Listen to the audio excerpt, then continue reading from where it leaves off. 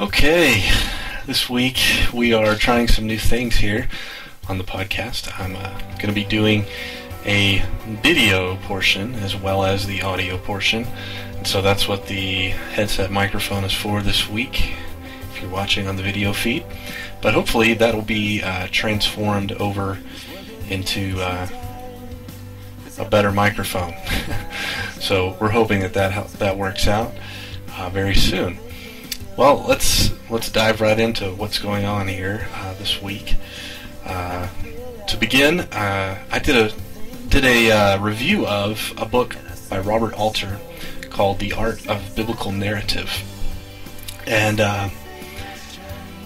you can read the full review if you go over to the blog www.otecology.com. Just a quick excerpt. Alter, the author of this, he continually alludes to the Bible, specifically the narratives, as containing fiction writing, and he means that the artistic style and the literary conventions used more closely resemble fiction than a post-Enlightenment style of history writing. This terminology, it might be a little confusing if you've never gotten into real academic discussions before. What he means is not that the events are necessarily fictional. Now, in his opinion, they may or may not be fictional events. He's not saying they certainly happened, but what he does want to say is that these events are written in a way that look like they are fiction. In other words, he's using a style of, the narrator's using a style of writing which resembles fiction most closely. Now, I think he makes a good point in saying that, because a lot of times fiction that we read that's gripping, that's compelling, has some very good literary elements.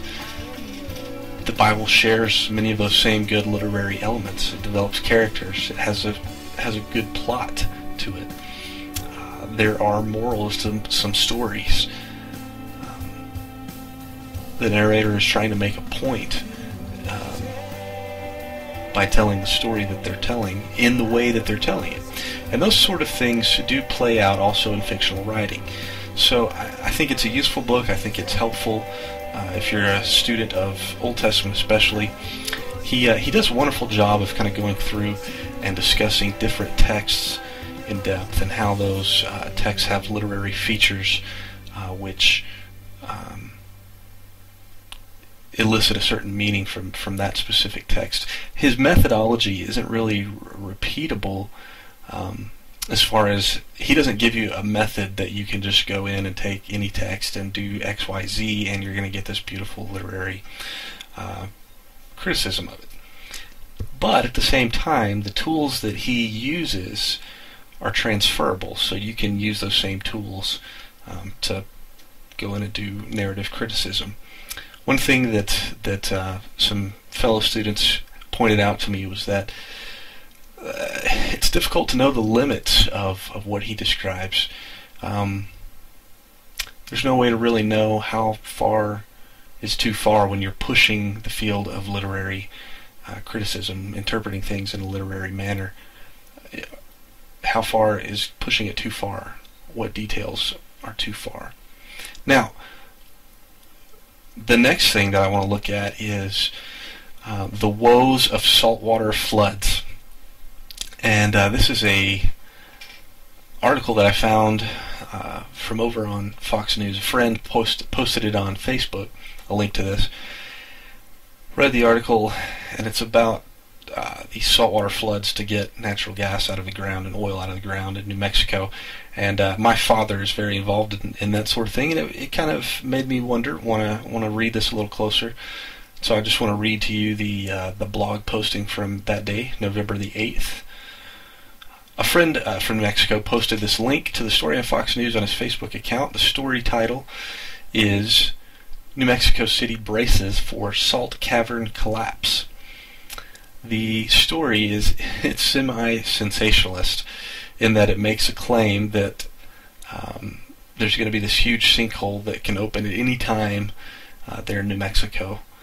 Now, I know that there are no hard facts on this because, one, they would have included them in the story as a good journalist, and two, my father oversees and plans saltwater floods.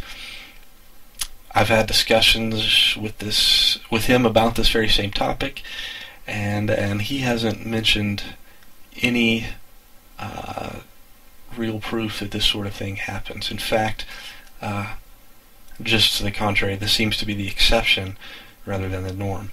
Now, bottom line, it still stinks, obviously, that this sort of thing happens, but it's not been established that this is a definite conclusion of every saltwater flood. I hate to see God's creation destroyed or negatively impacted, and this is why I personally favor the movement toward renewable energy sources. I think that anyone in the oil business will tell you that things will inevitably move that direction whenever it becomes cost efficient. That's why most major oil companies are trying to be relabeled as energy companies. And that's because they don't want to be pegged to something like oil that won't always be around. I think one hot topic that this story could lead into is this: what is the government's role in overseeing businesses which do this sort of thing, these saltwater floods? And then also in restoring people who are negatively impacted by these types of events, what is the government's role there as well? Personally, I think that the government should have some sort of regulatory board which ensures public safety to any reasonable insurable level, right? Then I think that once we've established that, and that's a slippery situation there. How do you determine that? I personally don't know, but I think you've got to get to some sort of reasonably insurable level, and then from there, the rest of that risk needs to be assumed by the individual, and they can buy their own insurance as a responsible individual to make sure that they are going to be fully restored in the event of something like this. So in the event that something happens and people are not insured, my personal view is that charitable and nonprofit organizations should come to people's aid, not the government. I think that that fits the attitude found in the Old and New Testament more accurately.